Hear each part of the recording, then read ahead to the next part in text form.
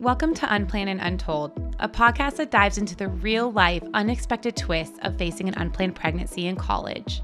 Join us as we listen to the unplanned and untold stories of those who have overcome the odds in order to achieve their goals. Welcome back to another episode of Unplanned and Untold. I'm your host, Caitlin Willing, and today we have a deeply moving and inspiring story to share.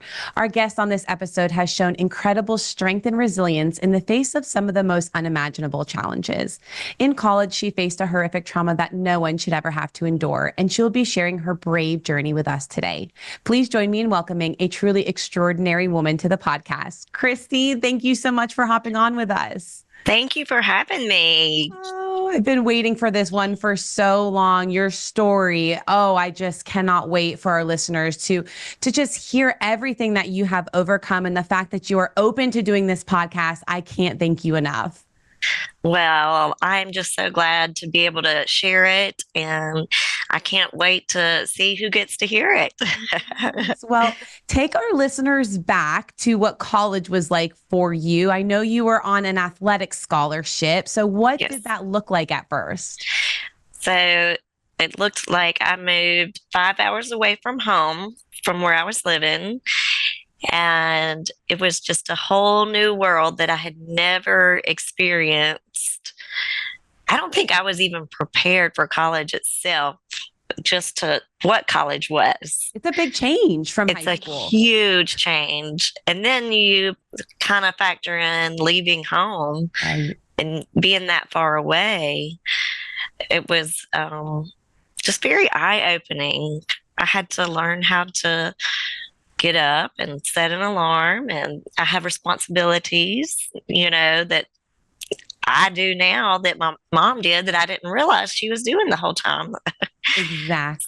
So I guess I did good for the first semester, Okay. but then second semester, I just really, and I grew up in a Christian home, so I was not exposed to a lot of things. I was Okay. sheltered. Mm. And so then I experienced just the normal things of college, how people start experimenting with drinking or smoking, all these new things and I'm like, oh, I'm 5 hours away. Nobody's going to know, Exactly. there's no way. So I just kind of started dabbling in that and ended up not doing well with my grades. And so I lost the scholarship. And during this time, my parents had moved from Mobile to Anniston while I was at college. And so I was just kind of at a crossroads in my life, like, okay, what can I do? Mhm. The only option that I really had, which is probably the safest and best option, was to go back home. And so I moved to Anniston and just to kind of, I didn't even have any plans of what I was going to do with life at that point. Just day by day. Day by day, minute by minute. Of course, mom and dad are like, you have to get a job. You're going to, we're going to ask you to pay rent if you Okay. live here. Like they're doing all the right things to teach me, Sure. how to be responsible. And so I got a job at a clothing store in the mall, the local mall there. And I worked my way up to assistant manager. So I was kind of building my confidence back, Yes. and I still had no clue what I wanted to do. People always ask you, like right out of high school, Yeah. what do you want to do with the rest of your life? It's so much pressure. It really is because you feel like you're so young, first of all, but you feel like you've got to have it all figured out and planned out. And Yeah. most high schoolers, seniors in high school don't. No, I know. I mean, I have one this year, and every time somebody asks him, he's like, it's a different answer every time. Yeah. And I'm like, oh, okay. That's what we want to do today. Yeah. So how did you end up pregnant? Well, it was my 21st birthday. And so all of us from work had gone out and we went to a bar. And of course, I was drinking. and then ended up at a frat house in Jacksonville, Alabama.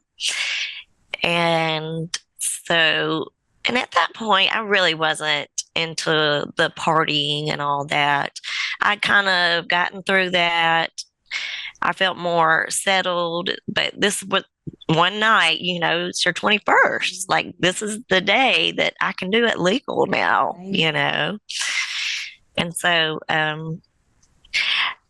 I did not know for a long time, though, that I was pregnant. I just, and how I can trace it back is, well, of course, that's the only night anything ever happened. You weren't dating at the time. You weren't No, intimate with anybody. Right. I was not intimate with anybody. And that's just wasn't even on my radar. Right. And so the next morning I woke up like here's my warning if I could. And this is what I've shared with my daughter, and her friends. You got to be safe. Mm-hmm. Safety, make smart choices. Don't put yourself in a position like I did. If you can help it, and if my story helps somebody else, precursor to grace, I would tell myself that. Mm-hmm. I wouldn't take her back for the world, but so I woke up the next morning and I was in the same bed as a gentleman. I won't even say gentleman, a guy, let me say that. And I just remember feeling so dirty and so ashamed. I just ran to my car. I went to my house and I just showered, and I just went into panic mode at that very moment. I really feel like that's when anxiety for me truly became a factor in my life, because I never had a situation prior to feel that feeling of, oh my goodness. So I was just very quiet. I felt like I lost my voice that night. Did you know the man? No, not at all. Could not tell you to this day who it was. And was there a point in the night that you felt, okay, I can remember up to here, but then not so much? Right. I remember being at the bar, and then I remember my friend saying, hey, there's this party over here that she knows some people. She said, I'll drive, let's go. And so I was like, okay, it should be fine if you're driving. Mm-hmm. This should be fine. Mm-hmm. I'm not driving. And don't always listen to those thoughts in your head. We think we're invincible, especially, reliving my 21st birthday. Oh my gosh. Hindsight 2020, but we put ourselves in positions that we feel nothing could happen to us. And that's just not always the case. Absolutely not. Absolutely not. So I guess fast forward. Well, let me take you through. Once the next morning sat in, and I was like, okay, you cannot do this. You've got to get your life together. I knew then that this is not what I wanted for myself, right. Because it didn't feel good. Mm-hmm. It hurt and it was scary, and I felt ashamed and everything. So how did you know you were pregnant? Did you think you could have been pregnant, or think you could have gotten pregnant after that incident happened? No, I knew, because I knew it was that night, and that was the only night. I was working, and I was at work, and I'm going to say it's hard for me to pinpoint the actual day, but around 7.5 months into my pregnancy, I felt nothing when I was pregnant. nothing. I mean, the only thing I had was heartburn that was different. I wasn't tired. I wasn't sick. Definitely didn't feel a baby inside my stomach, which is mind blowing. I mean, that in and of itself, just people say, how is that so? And I'm like, it's true. I mean, it really was true. I wasn't even tracking that on the radar. Right. Um, but then I was talking to a friend of mine, and I said, something is starting to feel different inside of me. I don't know what's going on, like with my health. I was like, so I kind of started naming some things. And she said, do you think you're pregnant? I was like, I don't think so. Maybe. I mean, so I took a pregnancy test and I was pregnant, and I was like, Keisha, that's the night I know when this was. And then I was really overwhelmed because I had no way of finding out who the dad was. Right. So how are you going to tell this? Like, hey, I'm pregnant, but yet I don't know who the dad is. Um, so I kind of feel like this was late October. And so, we were in our holiday season at work. It was really busy. I had actually moved out of my parents, got my own apartment at this point. So I was living on my own, and I just was like, well, let me just get through the holidays. And then at the first of the year, I'll figure it out. That's a lot to like stuff down. And I understand why, because the trauma, like there's no way around having to unpack what happened to you right once you tell somebody you're pregnant. And I can see wanting to delay that for as long as possible. But man, to have to hold on to all of that internally to try to make it through the holidays, I can't imagine. Well, it's just, and I had no knowledge of pregnancy in and of itself. Right. I mean, I didn't even go to the doctor, no prenatal care. So I didn't even know how long you carry a baby for, or, here's things to look for, or what you should do physically to prepare yourself for it. I had no knowledge. I was just blindly kind of walking through it and thinking, okay, we're just going to get through this and then it'll happen.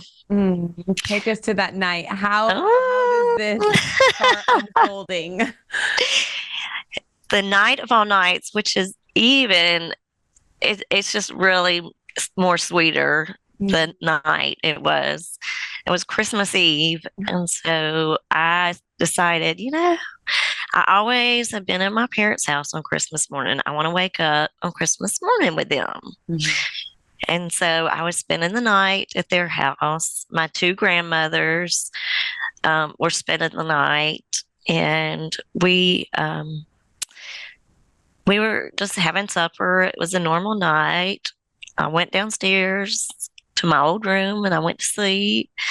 And then I woke up. I was like, I'm not feeling good. And still, I'm not tracking that this could be labor. But I was like, I had the sharp pains, and so I remember I literally crawled up the stairs and I laid on the top of the stair and I just called out to my parents. And so, of course, they come to me, and I think I didn't understand what was going on because my water never broke. Right. You imagine that like the movies. I swear, yes. Every movie before a woman has a baby, it's this big they say the water breaks. Water breaking. Yeah. And so mine never did. And so they're talking about, I said, I really need to go to I need to go to the doctor. And I'm still not thinking I'm having a baby at this point. I'm not sure exactly what's going on. And I really I just wasn't afraid. At that point, I was ready to get to the doctor because I knew I needed help. Right. So my dad took me, Mom, this is kind of a little funny to it. She's pulling out her little medical dictionary, trying to like go through all okay, what do you have? And then she's like, I think I gave our daughter food poisoning. No, she thought it was because of her. Yes. Oh, I mean, we can laugh about this today. It took us a right. long time to get there. But today, so I remember being in the car and my dad drove me. The hospital was only 7 or 8 minutes away. It wasn't far. But I mean, I was just turning around in my seat. I couldn't get comfortable. We walk in. This is 11:30 at night. Christmas Eve. Nobody's there. Staff is kind of low. They're all just low key, It's kind of a laid back, relaxed night for an emergency, if you would call it. Right. And so at this point, I had my own insurance because I'd gotten insurance through work, Okay. And so I went up to fill out my paperwork, and I'm filling out my paperwork and doing all that. And the lady looks at me and she says, by chance, are you pregnant? And I said, yes. But please don't tell that man sitting right out there in the waiting room. Dad. Yes. And then she's like, okay. And then so they get a wheelchair and they wheel me in. And I've never asked Dad this question on what he was thinking at that point. Like when they see me, well, like, what's he really thinking? Because they stopped immediately doing paperwork and we go straight to a room. Okay. And so we get in the room. And then they put the little heart monitor on your stomach. That's the first thing they put on. And I heard a heartbeat. And I was like, it was the most beautiful sound I had ever heard.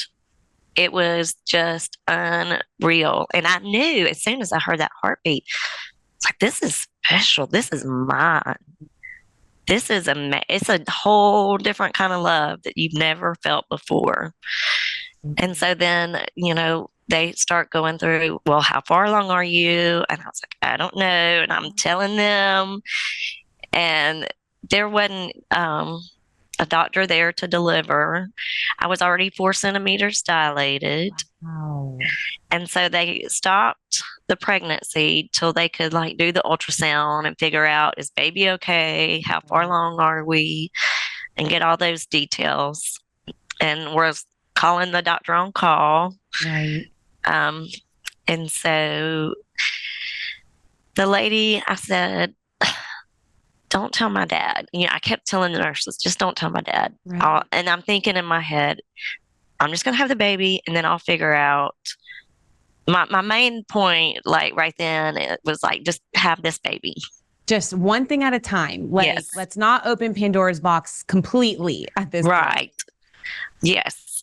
And so then, so the lady said, you probably should really tell him, you need your parents. Right. And I said, well, you can tell him, but please tell him that I don't want to see he or mom, until after it's all over. And I'm thinking, I'm 21. I have the right to say that, Yes, So that was my plan. Okay. This plan has been like piece by piece. I know. I mean, we just flying by the seat of our pants on this one.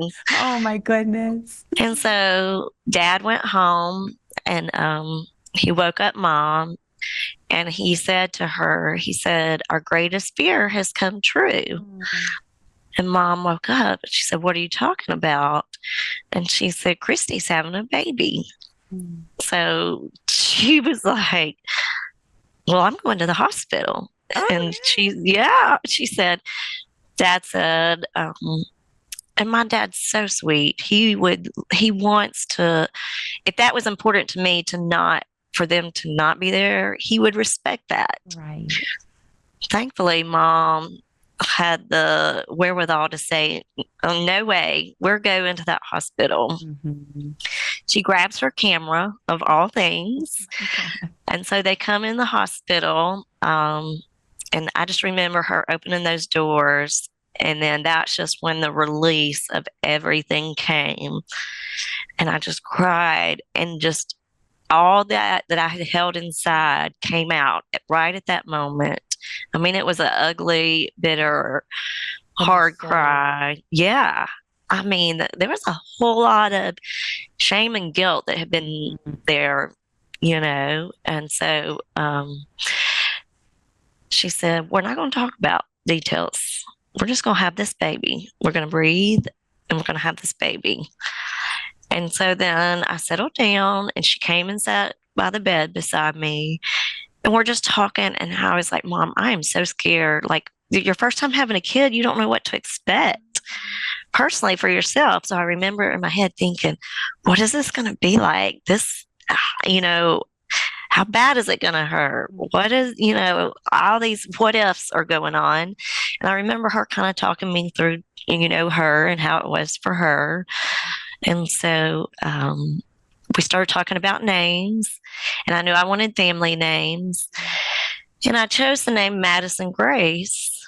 And I knew I wanted to call her Grace. Mm-hmm. And I really did not plan that, but the significance of it is even more beautiful today, because she was a gift. Mm-hmm. She was truly a gift to me. On Christmas, nevertheless. I know. On Christmas. Oh, my goodness. And so Mom and Dad were in the room. The doctor came in.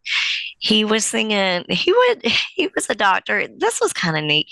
He sings while he's delivering. Mm-hmm. And he's got a beautiful voice. Beautiful voice. So he's singing happy birthday, Grace, to Grace. And he says, happy birthday, dear Grace, like when she was born. Oh my goodness. It was just, we're all like boo-hooing, like, this is sweet. And then they asked my dad, they said, would you like to cut the umbilical cord? So my dad got to cut the umbilical cord, which that was, I needed that for me. Mm-hmm. Mm-hmm. Because it was like, that's our breakaway from this whole, yes. We're starting this new life on our own today. Was kind of that's how I picture that. So significant in so many ways to have. Yeah. That fear that you were talking about of not wanting to, open Pandora's box, but then to see that your mom was like, it doesn't matter if she doesn't want me there. Like, I'm her mom. And that she grabbed her camera. Like, that just tells me volumes about she wasn't going there with an agenda to like, oh, I'm so mad. What happened? I can't believe this. No, she wanted to be there so that you knew she was there to support you. Absolutely. And as a mama bear, so that you could have pictures forever. I know. And your dad cutting the umbilical cord, it really like makes me want to tear up because it's just a full circle moment that in our minds, we probably painted out to be a lot worse than actually what was. And I think that's just it. Mm-hmm. You're exactly right that we torment ourselves with the what ifs or what is it going to be like, and it was beautiful. I mean, it was sweet. There was nothing about the birth that, I look back on and say, it was just amazing. Now, they did a couple of weeks later, and I think they did this to help me, not only them, but me. They said, one day we want to talk about this. Mm-hmm. They gave me a couple of weeks just to recover, kind of just so I could physically feel well. Mentally, okay, I'm a fresh new brand mom. Sometimes there's a lot of feelings and emotions that go with that. So once they felt like I was in a good enough headspace, they just said, let's go back to that night. And so we put Grace in the back in a car seat, mm-hmm. and they're both up front. And we just drove by each place I had gone, and I was telling them what happened. And I really think that was so they could know, because they want to know, because it's important to a parent. But it was also kind of helpful for me too, to finally release and say, here's the ugly truth. This is it. There's such freedom in just being able to explain the entire situation. And the fact that only your coworker knew for so long, I mean, I can't imagine how much that was just wanting to bubble and come out and to just tell them. But fear's real. I think there are probably going to be Uh, listeners that are asking, well, why did you think you couldn't? Sometimes fear makes us do some things that we we don't really think through. I mean, right. we think that they're going to be so upset and it's going to turn into this huge ordeal when actually quite the opposite happened. There was so much grace shown for the entire situation in its Yes. entirety. How Everybody in our family, the community, they rallied around me. Wow. I was just going to And ask I mean, you had her on Christmas Day. How did your parents, number one, let everybody know? Because from one moment to the next, not grandparents, now grandparents, but then even more with all the family and everything on Christmas. I know. How did this end up unfolding? So they went home, and when the grandmothers woke up, they told them first. And so then they took them back home because they're like, we can't have Christmas. We're having Christmas in the hospital today. And so my dad called his oldest brother. There's four brothers, told him and did said, do the phone tree. But my mom's family was coming to our house that day, or no, the day after on the 26th Okay. to celebrate Christmas. So there was 8 siblings. So she had to call each one and she says, what did you get for Christmas? And they would tell them. And then she'd say, well, guess what I got? And then she would say, a baby. And everybody's like, a baby? Oh my God. And so she still had the party, and people would come by the hospital and see me, get to love on Grace. But yeah.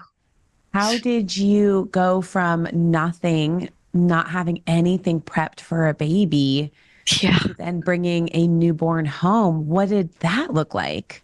Just like I said, family members.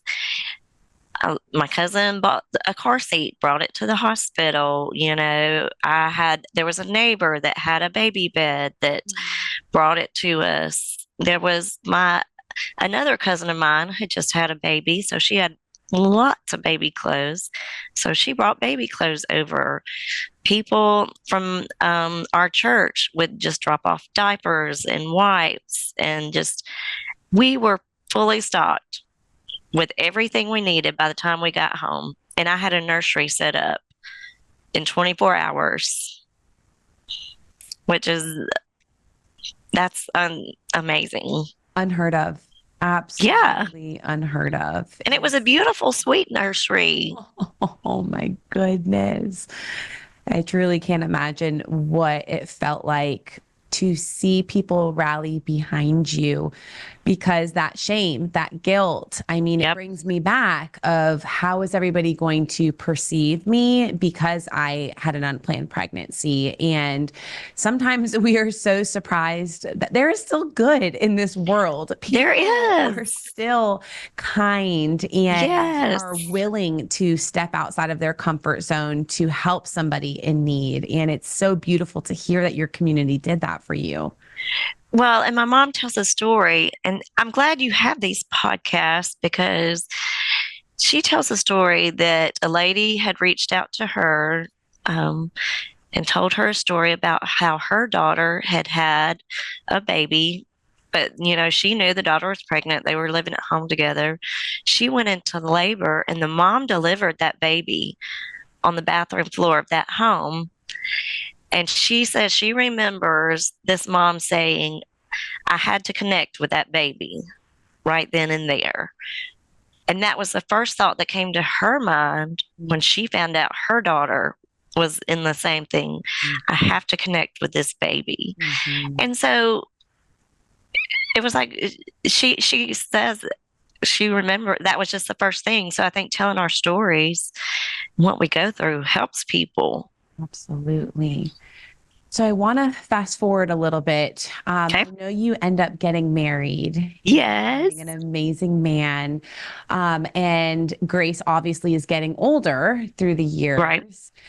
Walk us through what it looks like as far as Grace is concerned in her story. What does she know? What does she not know, being so young, and how does that evolve? Okay. So she was 2.5 Mm. when I started dating my husband. We met at work and we dated for a year and a half and then got married. I never made her call him dad. He was just always Sam. You know, I didn't force that relationship on them. I mean, I knew I loved him, but they had to figure their own relationship out. Um, so over the years, she would call him Sam. She knew that her last name was different because when you go to school, kids would ask, especially in elementary school, that's when they're like, why is your name different than your mom's? It's the no filter age. Yeah. The And curiosity. we never lied about it. We always said she's adopted. Right. But her being so young, I don't think she even was thinking, what's my story? What's Right. my adoption story? She just, I'm adopted. Okay. Mm-hmm. All is well. Um, Sam and I always knew that we would have to have that conversation one day. So as we walked through, she never really asked for details. Okay. Sam ended up adopting her. So they did form that bond in that relationship. She was in third grade and Sam adopted her and we changed her name. And so I guess it just became familiar, comfortable, like nobody was asking at that point, like people that just met us just assumed he was her dad. Makes sense. And so we went through high school, and it was her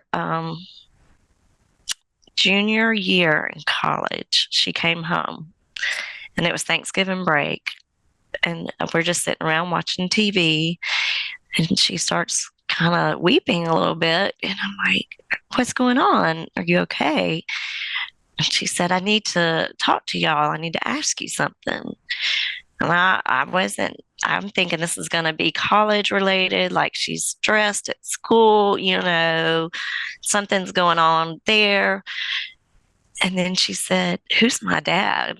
Mm. And then, I mean, my heart just like dropped. And all I could do was look straight at Sam and just like, he knew I needed to depend on him in that very moment. Mm-hmm. Like, here we go. So he started the conversation. I love the way he started it. He said, "Grace, when we finish this conversation and at the end of it all, what's the most important thing so that you can have a peace about this and walk away feeling good?" Because he could see she was hurting. Absolutely. She was curious. She was questioning. I can't imagine what all she went through thinking about, her situation. Mm-hmm. And does my real dad care? Who is my real dad? Right. So we talked about it. A lot of again, cleansing of the soul, those soul cleansing tears where you're just telling the truth and being honest and being real. And at the end, I said, "Grace, I don't know how in the world we could figure out who your dad could be, but I'll do whatever I can if there's a way." I mean, they have, science has come so far with things like that. I can only imagine we would try it. We would pay. So she said, "No, I'm good. I'm good with my situation." So I said, "If that ever changes, you have the freedom to let us know, and we'll do our best." to track him down. And that was healing for she and I Oh, I can't in that imagine. moment. Mm-hmm. Like, we always have had a good family life growing up, relationships. Not that we ever had a bad relationship, Right. but it just kind of took the relationship to a whole nother level. Absolutely, because she's at that age to fully understand. She was close to your age Yeah. when you got pregnant with her in Hmm. college. And, my husband and I have talked about this at length because our son is adopted. He's adopted my son. He's not the biological father of my firstborn. And that conversation's going to happen one day. And as a Yep. parent, it's terrifying because you don't want Yes. them to feel rejected, but you yourself don't want to feel rejected by how they react either. Yeah, it's a two-way street. It really is. It's such a vulnerable conversation for both parties. And to catch our listeners up, the way that Christy and I even, came to be on this podcast is Grace ended up being in my husband and I's college group. And we share with our college students what all we've been through and that, our firstborn has been adopted and we celebrate it every year. And we, talk through how amazing adoption can be. And I will never forget when she pulled me aside that night and just kind of, started telling me she didn't know and she didn't know Yep. why she didn't know, but she wanted to know. But she also didn't want to upset you because, again, it's a two-way street. It's It that is. vulnerability that's scary. And I just told her, like, you're an adult now, and I think you can have that conversation with your mom because I hope my son, when he's that age, can ask, when he's Right. ready. That's how I'll know he's ready is, all right, Yep. let's sit down. Let's unpack this together. And when she came back from that break, I will never forget it because I think we ran errands and I'm sitting in her car of all places. She's driving. And we get in the parking lot and she's like, I have to tell you, about what happened. And we're both crying at that as Oh, I can relate like that conversation's going to happen for me in another, 5 years, 6 years, like yeah. it's coming. And to see how you both navigated that and to see how she just took Sam's, presence and advice and was like, you're my dad. Like, that's all I need. I can't even begin to scratch the surface of how beautiful of a moment that must have been for the two of y'all and really for Sam as well. I think I mean, I just felt like it's not that I purposely kept it a secret, but like you say, it's when they're ready. Mm-hmm. I was always ready because I wanted to Yes. get it over with. Yes. But I felt like it's got to be when she is old enough to understand Right. I always just felt like she would let me know. Mm-hmm. And it was just like a ton of bricks was lifted, probably off of both of our shoulders at that point.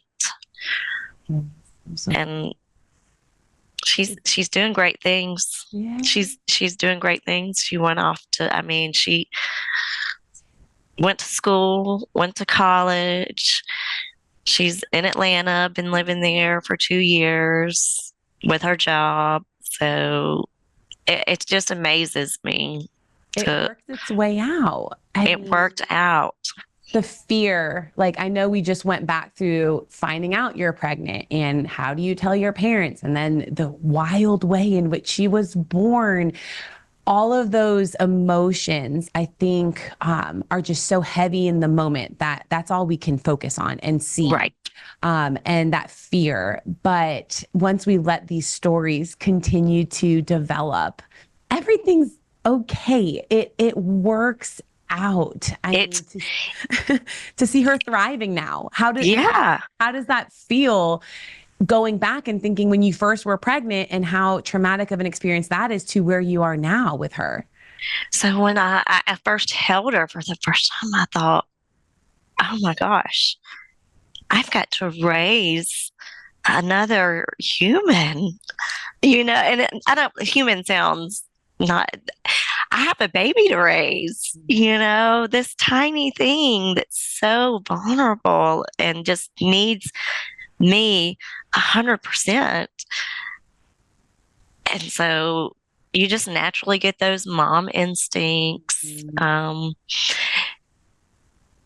And it was just neat to watch her as she grew, and then the release. When I sent her off to college, I knew she was ready, but I think I probably struggled harder than any of the other parents did, because I felt like we had a deeper connection, because I never wanted her to get hurt, or, I did my best to protect her in as many ways as possible. And then I remember dropping her off and thinking, I've just given her to the world. Here we go. And she did great. She's yes. I don't think she would have landed on my front doorstep had she not been in an amazing place. She had that amazing foundation that you and Sam set for her, and is continuing to do such great work. And I always love to wrap up my podcast with this question, because there are listeners that may be in an unplanned pregnancy situation and not know, what they're going to do or how they're going to navigate this, because like I said before, you kind of get stuck looking at the tree in front of you instead of the whole forest that's going to be the future, that beautiful future that will be. So I love to ask, what would it look like if you could go back in time and talk to, 21-year-old Christi, who's just finding out she's pregnant? What advice would you give her? I would say, don't be afraid to open up and get your support and your help, because it's more than physical needed help, just like I needed a place to live at the time and things.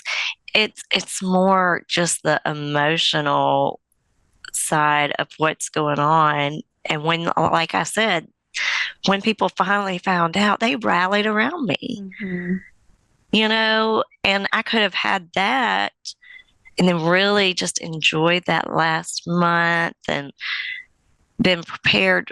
But don't be afraid to open up, because people do want to help. They do want to show you love. They do want to encourage you, And I was just afraid of being labeled as that girl.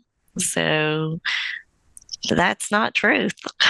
I'm not that girl. Exactly. There is breakthrough when we're able to use our voice, and fear wants to silence you. But once you gain the courage to be able to share, man, it unlocks so many chains. Truly does. Oh, yeah. The more we can share, even on platforms like this podcast, I feel like the more this can become a conversation that is less taboo, because it happens. 1 out of every 4 women experience an unplanned pregnancy. It is going to happen. So the less we stay in silence and the more that we speak about it, I feel we'll create a culture where women feel enabled and empowered to reach out for that help. They don't feel so secluded and have that scarlet letter on them. Right. I love what y'all are doing. I love the program. I think it's amazing. I mean, I get excited seeing these mothers continuing to pursue college and yet raise a child. I mean, that's amazing. They are very heroic. And it starts to hit some of our listeners that have babies, even if they're married when they have that baby, and then they think, oh my gosh, that was so hard. But imagine if I wasn't married, and if I was still in school and didn't know any of the things. It's that much harder. And so we're hoping to really create communities around the nation to rally behind these young women, to help them get their degree and to build a better future in life for them and their babies. I think it gives them confidence in themselves. And, I can do this. This is possible. And then just to have the whole community aspect, I see the pictures of where y'all have dinners and things. And I'm like, oh, I wish I had something like that. That is so sweet. It's got to be refreshing to them and encourage. Just to have somebody to talk to, Mm-hmm. have that little community, like you said, your people. Mm-hmm. It's priceless. It's truly Yep. priceless. Well, Christi, thank you so much for hopping on the podcast and just being so vulnerable and so brave to share your entire story. I personally know that there are women out there who've experienced a story very similar to yours, and I pray that this helps give them courage and a sense of peace knowing that the future is yet to unfold. And Yeah. you and Grace and Sam have had a beautiful future together. And I just really appreciate that vulnerability. Oh, well, thank you so much. And thank you for taking care of my daughter when I didn't even know you were. She's a gem. I miss her. I'm going to I have know. to connect with her again sometime soon. She would love it. She would absolutely love it. Oh, well, thank you so much. And to all of our listeners, we hope to have you back during our next episode of Unplanned and Untold. Bye-bye. We hope you enjoyed that episode, as we are committed to bringing you the real, raw stories of those who have defied the odds and achieved their goals. But we're not stopping there. We are dedicated to improving our podcast quality so that we can reach an even wider audience. If you believe in the power of these untold narratives, consider donating or sponsoring this podcast by visiting unplannedanduntold.com.